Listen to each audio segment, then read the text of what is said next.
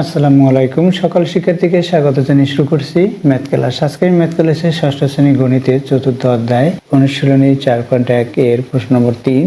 এই অঙ্কটি সহজে সমাধান দেবো। তাহলে দেখো, এখানে দেওয়া আছে নম্বর 3, প্রদত্ত রাশিটি 2x plus 3y division 4x minus 5x into 8y এটা দেওয়া আছে।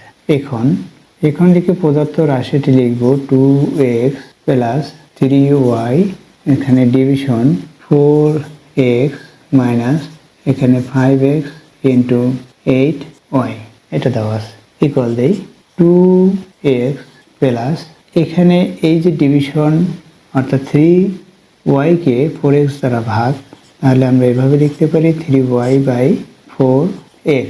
এরপর আছে মাইনাস এখানে দেখো 8 এর সাথে 5 গুণ, এখানে গুণ চিহ্ন অর্থাৎ 8 এর সাথে 5 গুণ করলে 40 হয়, x এর সাথে y গুণ করলে xy হয়, অর্থাৎ এটা হয়।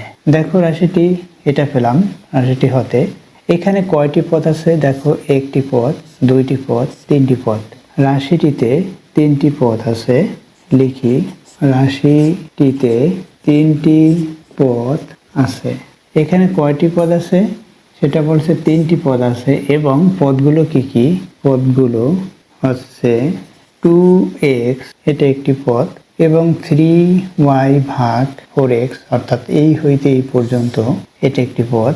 আমরা এটাও লিখতে পারি অথবা এটাও লিখতে পারি। 3y ভাগ 4x এটি একটি পদ এবং 5x ইন্টু 8y এটি একটি পদ।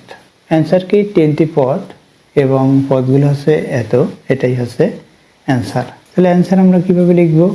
অ্যান্সার, তিনটি পদ, পদগুলো 2x, 3y ডিভিশন 4x ও 5x ইন্টু 8y এটা হচ্ছে অ্যান্সার। আশা করি বুঝতে পেরেছো এই অঙ্কটির কিভাবে সমাধান দিতে হয়। এতক্ষণ ম্যাথ ক্লাসের সাথে থাকার জন্য সকলকে ধন্যবাদ জানিয়ে আজকের মতো বিদায় নিচ্ছি।